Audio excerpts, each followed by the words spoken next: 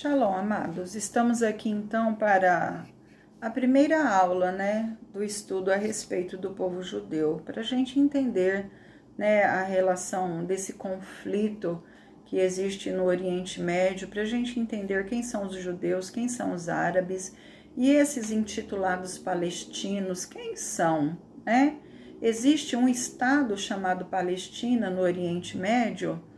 Qual que é a raiz de todo esse conflito?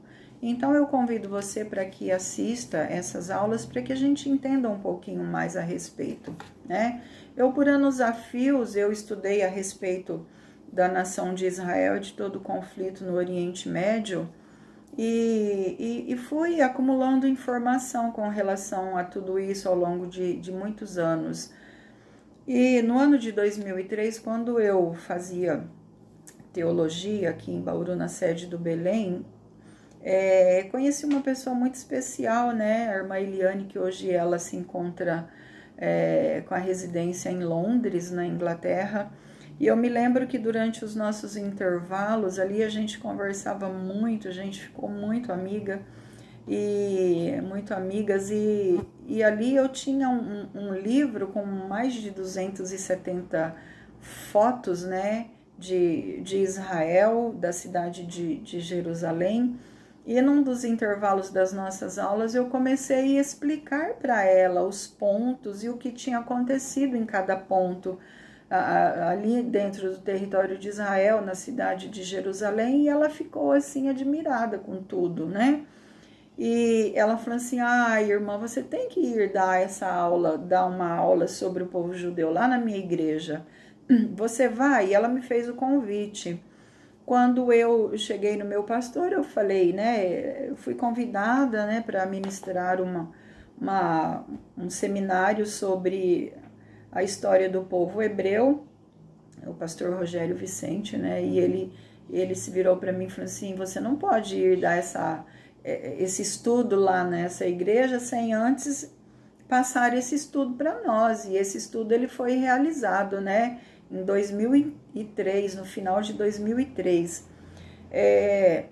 E só que a gente precisava de um nome para colocar no seminário, e eu fui orar a Deus e buscar do Senhor, uma resposta, quando no dia 15/11 de 2003, eu estava lendo um jornal aqui impresso, um jornal impresso nessa época, quando saiu uma notícia de um caminhão-bomba que havia entrado numa sinagoga em Istambul, na Turquia, e esse caminhão-bomba, ele havia matado 50 pessoas. E ali tinha toda a informação a respeito desse atentado que houve lá em Istambul, na Turquia. E o nome da sinagoga se chamava Bet Israel.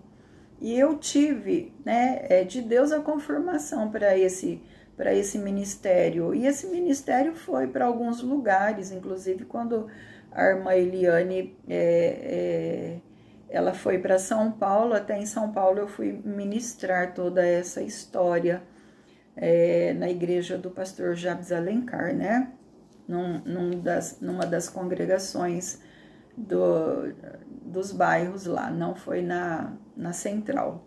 Mas foi muito interessante. Já fui também para a igreja presbiteriana, a presbiteriana do Bela Vista, e é interessante que quando a gente começa a falar a respeito de Israel, quando a gente começa a falar e ministrar toda a história do povo judeu, falar da cidade de Jerusalém, e o que aconteceu, o que acontece, o que vai acontecer, as profecias bíblicas que ainda estão por acontecer, é prazeroso para mim, porque é difícil estudar, é difícil você pesquisar, é difícil você correr atrás de informação, mas é tão prazeroso para a gente quando a gente olha para a igreja e vê aqueles aluninhos com os olhinhos brilhando, super interessados em aprender. Isso é maravilhoso demais. Então nasceu esse seminário chamado Bet Israel. E o Bet Israel nasceu dessa vontade de dividir com vocês tudo aquilo que eu aprendi, porque é glorioso demais, é maravilhoso demais aprender de Deus. Não é em busca de fama, não é em busca de curtidas, hoje que eu tenho gravado os vídeos, não é em busca de nada, mas é em busca de você conhecer mais e mais a respeito de Deus, porque Ele é glorioso, né? Conhecer sobre o povo judeu é maravilhoso demais. Sabe por quê? Porque nós sabemos que no céu existe um judeu à destra de Deus que intercede por nós. Jesus era judeu. Jesus ele participou de toda a lei judaica, né? Ele nasceu, ele foi circuncidado ao 8º dia de vida. Ele, aos 42 dias de vida, ele foi apresentado no templo em Jerusalém. É maravilhoso a gente entender todo esse universo, né, do povo judeu. Então, nós sabemos que Jesus é maravilhoso quando nós olhamos para o Evangelho segundo nos escreveu João, lá no capítulo de número 4, nós vemos ali uma mulher que ela estava em Siquém, a antiga Sicar, né? Ou, ao contrário, em Sicar, a antiga Siquém, né? Entre os montes Ebal e Gerizim, no poço de Jacó, e ela havia ido ali buscar água ao meio-dia, talvez fugindo dos olhares, dos apontamentos, porque ela era uma mulher com uma vida que não era muito referência para as mulheres da época, né? A gente conhece toda a história. Ela estava ali naquele poço, quando ela estava chegando no poço, quando ela viu Jesus assentado ali, porque ele estava com sede, ele precisava de água. Mulher, dai-me água, né? E aí Jesus começa a travar ali com aquela mulher um diálogo maravilhoso, explicando para ela onde era o lugar da verdadeira adoração. Mulher, vai chegar o dia, e o dia é chegado, em que, né, os verdadeiros adoradores adorarão o Pai em espírito e em verdade. Não precisamos de um lugar, embora nós somos igreja e precisamos estar unidos, mas a dúvida dela era adorar a Deus sobre o Monte Gerizim ou adorar a Deus lá em Jerusalém, sobre o Monte Moriá? Então Jesus começa explicando para ela todas as coisas. E hoje nós temos essa certeza que nós podemos, não precisamos ir até Jerusalém para adorar a Deus, nós podemos adorar a Deus em espírito e em verdade. Mas no desenrolar de toda a situação, Jesus ele fala para aquela mulher e ele adverte ela, e isso serve para nós nos dias de hoje, e é como uma responsabilidade para nós, porque Jesus ele diz assim: porque a salvação vem dos judeus, né? Olha só, a nossa responsabilidade de amor para com a nação de Israel. Foi através da nação de Israel, através do povo judeu, que a salvação chegou até nós. Então, nós temos que ter muita responsabilidade de amar, de cuidar, de interceder por Israel. Embora eles estão com o coração endurecido, eles não receberam, né, o Messias como o verdadeiro Messias, a Jesus como o verdadeiro Messias, mas nós temos essa responsabilidade com eles, porque Paulo, quando ele escreve a sua carta a Roma, aos irmãos de Roma, aos Romanos capítulo de número 11, nós vamos ver que a dureza do coração do povo judeu trouxe tamanha bênção para nós que éramos gentios, porque Jesus veio para o que era seu, para o povo judeu, mas os seus não receberam. Então, o povo judeu não recebeu a Jesus. Mas todos quantos o receberam, deu-lhes o poder de serem feitos filhos de Deus. Nós éramos gentios e aceitamos a Cristo. Os nossos olhos foram abertos. Então, hoje nós somos considerados como filhos de Deus. E, de fato, somos filhos de Deus, né? Então, por isso, a dureza do coração deles redundou em glória para nós. Agora, Paulo ele fala, imagina quando o povo judeu olhar para o Messias e reconhecê-lo como Messias, como será glorioso para todo mundo, para todos os homens. Nós aguardamos esse reconhecimento do povo judeu e até lá nós oramos por ele, nós amamos o povo judeu, nós intercedemos diante do Eterno por eles. Então, orai pela paz de Jerusalém. É assim o que o salmista, no Salmo de número 122, né, um salmo de Davi, ele nos orienta, Salmo 122, verso de número 6. Orai pela paz de Jerusalém. Agora, eu te pergunto, como nós vamos orar pela paz de Jerusalém? Como nós vamos orar pela paz do povo judeu? Se nós não conhecemos quem são os judeus, nós não conhecemos quem são os árabes, os palestinos, nós não temos informação, né? E as informações que nos chegam do Oriente para o Ocidente, elas são totalmente manipuladas. A gente vê que a mídia, ela tem sido manipulada a favor da mentira. E muitas vezes a verdade, ela é escondida. Por exemplo, quando eu ministrei a primeira aula do seminário Bet Israel, era muito corrente naqueles dias uma história de um garotinho chamado Muhammad Al-Dura, de 12 anos, que ele foi supostamente morto pelo exército israelense nos braços de seu pai quando tentava protegê-lo, né? Lá na faixa de Gaza. Entretanto, semanas de investigação constatou que seria impossível que os soldados israelenses tivessem matado aquele menino no fogo cruzado com os palestinos. Foi constatado que era impossível que o exército de Israel tivesse matado esse garoto de 12 anos que tentava se refugiar com seu pai atrás de um container na faixa de Gaza. Então, foi feito nessas investigações e chegou a essa conclusão que era impossível os soldados israelenses, o exército de Israel tivesse matado aquela criança.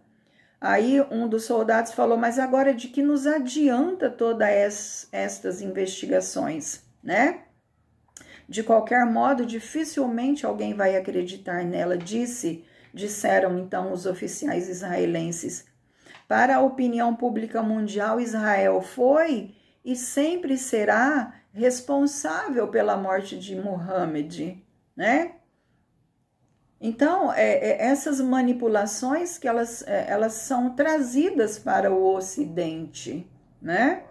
E muitas vezes nós olhamos porque tudo isso que aconteceu com aquele pequeno garoto chocou toda a opinião pública mundial.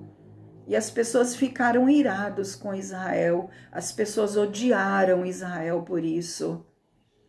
E muitas vezes nós, como cristãos, nós estamos englobados dentro dessa massa que olhou para Israel com ódio, que falou mal de Israel, né?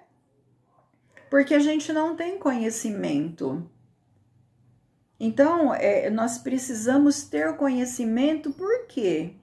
Porque nós vamos começar a falar a respeito do chamado de Abraão, né? Deus chamou Abraão. Só que quando Deus ele chama Abraão para ir para a terra que Deus haveria de mostrar para ele, que é a terra de Israel, que daria possessão daquela terra a Abraão, Deus faz uma promessa para esse homem. Em ti serão abençoadas todas as famílias da terra. Mas antes ele diz, bendito aqueles que te abençoarem e maldito aqueles que te amaldiçoarem. E nós, por não conhecermos Israel, nós, por não conhecermos a descendência de Abraão, muitas vezes estamos no meio dessa massa que odeia Israel, que se levanta contra Israel, né? Então é por isso que eu resolvi passar para vocês todo esse estudo a respeito de quem são, de onde se originou, quais são as promessas para a vida desse povo, que tem que se cumprir naquele lugar mais disputado do planeta.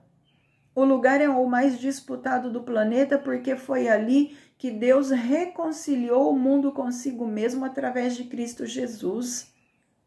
E Satanás olha para aquele pedaço de chão, o mais disputado do planeta, e ele luta contra tudo o que aconteceu ali, o que acontece e o que ainda tem que acontecer. Satanás, ele luta para que nada se cumpra. Mas passarão os céus e a terra, mas as minhas palavras não hão de passar, disse Jesus, né? Tudo o que foi dito que haverá de se cumprir na terra de Israel vai se cumprir. Satanás, ele pode se levantar com todo o seu exército, mas nada cairá por terra de tudo que Deus disse, nada cairá por terra, né? Então, para a opinião pública mundial naquela época, Israel continua sendo, né, o principal responsável pela morte de Muhammad al-Dura. Só que eu digo para vocês uma coisa, amados, em Lucas, no capítulo de número 12, versículo de número 2, diz uma coisa assim, ó, para nós. Nada há encoberto que um dia não venha a ser revelado.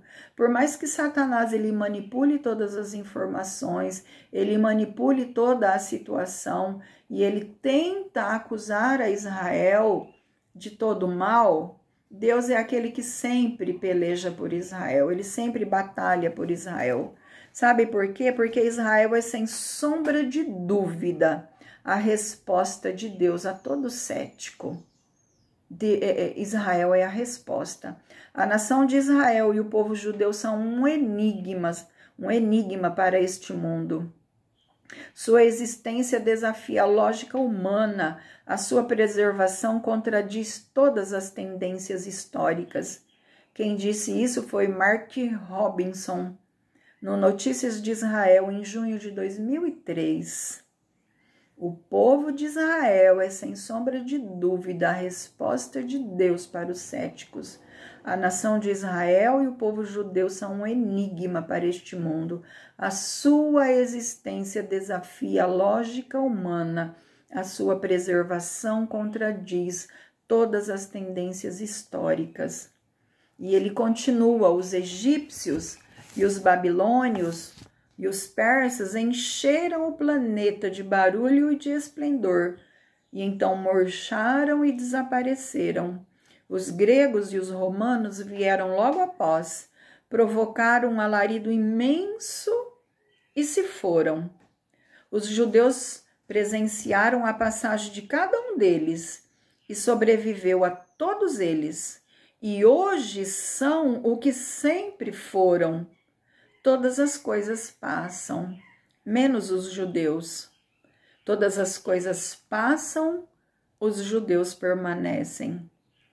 Todas as coisas são mortais, menos os judeus. Aí ele faz uma pergunta: qual é o segredo da sua imortalidade? Perguntando para o judeu, porque todos os outros povos passaram, impérios se levantaram, impérios caíram, impérios desapareceram da face da terra.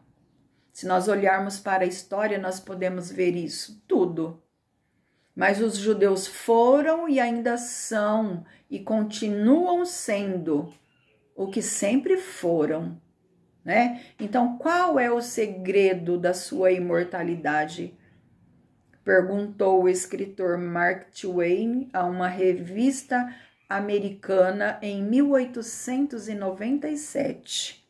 Em 1897, esse escritor já perguntava, né, qual que era o segredo do povo judeu, o segredo da imortalidade, né? Então, hoje nós vamos entender um pouquinho mais a respeito qual que é o segredo da imortalidade do povo judeu. Então, poderíamos rechear esse estudo assim, com vários versículos, várias referências do grande amor de Deus para com a nação de Israel. Mas o que me chama mais a atenção, eu vou ler para vocês aqui, Jeremias, no capítulo de número 31, Jeremias, capítulo de número 31. É maravilhosa essa passagem, né? Versículos do 35 ao 37, que nos diz dessa forma: assim diz o Senhor que dá o sol para a luz do dia e as leis fixas à luz. Assim diz o Senhor que dá o sol para a luz do dia e as leis fixas à lua e às estrelas para a luz da noite, que agita o mar e faz bramir as suas ondas. Senhor dos exércitos é o seu nome. Olha só, amados, se falharem estas leis fixas diante de mim, diz o Senhor, deixará também a descendência de Israel de ser uma nação diante de mim para sempre. Assim diz o Senhor, se puderem ser medidos os céus lá em cima e sondados os fundamentos da terra cá embaixo, também eu rejeitarei toda a descendência de Israel por tudo quanto fizeram, diz o Senhor. Então, o Senhor deu as leis fixas para o sol, para a lua, para as estrelas, né? E o Senhor diz também, se alguém puder medir os céus lá em cima e os fundamentos da terra cá embaixo, se alguém chegar a essa conta, a esse raciocínio perfeito, se alguém puder medir, o Senhor então rejeitaria toda a descendência de Israel por tudo quanto fizeram, né? Diz o Senhor. Então, algum dia você nasceu, ou algum dia você amanheceu e o sol não estava no meio do céu, não nasceu, não se pôs. Algum dia você olhou à noite e não viu a lua, a luz da lua, a luz das estrelas. Algum dia aconteceu isso, né? Ou o mar, né? Que agita o mar, faz bramir as suas ondas. O Senhor deu ao mar também essas leis fixas. Algum dia você chegou diante do mar e não viu as ondas ali? Não viu, ouviu o barulho do mar? Se algum dia tudo isso, todas essas leis fixas não aconteceu, então o Senhor rejeitaria a nação de Israel. E eu garanto para você que Deus jamais rejeitará a nação de Israel, porque essas leis fixas, elas permanecem para sempre. E o Senhor jamais rejeitará a nação de Israel como o seu povo. Isso é maravilhoso, isso é com relação ao amor de Deus para com a nação de Israel. Então, nós vamos começar a respeito da cronologia. Nós vamos fazer uma cronologia desde a chamada de Abraão até 1948, da nossa era agora, que foi novamente a nação de Israel se levantando novamente como nação, né? Então, a nação de Israel, nós sabemos que ela nasceu no dia 14 de maio de 1948. Então, nós vamos fazer uma viagem desde o chamado de Abraão até o estabelecimento da nação de Israel novamente, né? Em 1948, tá bom? Aí eu vou passando para vocês as aulas para não ficar muito cansativo, tá bom? Eu gravo uma próxima aula e você também assiste, em nome de Jesus, tá bom? Deus abençoe a cada um de vocês.